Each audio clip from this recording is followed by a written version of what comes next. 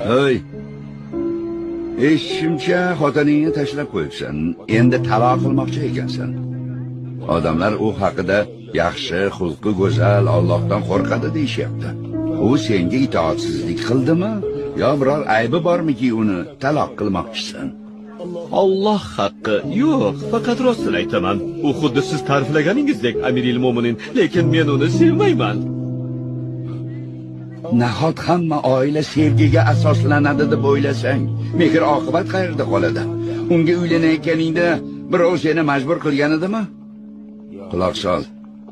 Ayollarga uylanayotganingizda ularga va'dalar berasizlar. Keyin ayol kishi homilador bo'lib qiynalib yuradi. Keyin farzand ko'rib bolaga qaraydi, yediradi, ichiradi, kasal bo'lsa g'amxo'rlik qiladi. Buning uchun sog'lig'ini, yoshligini sarflaydi. Keyin ayolni yoshi katta bo'lgach, eri undan yuz o'girishi adolatdanmi? Agar u ayol uyiga va bolalariga qaramay qo'yganda, faqat o'ziga oro berib, eriga chiroyli ko'rinish bilan ovora bo'lganda edi, naqadar yomon uy bekasi, yomon ona der edingiz. Ayol nima qilsin? Mas'uliyat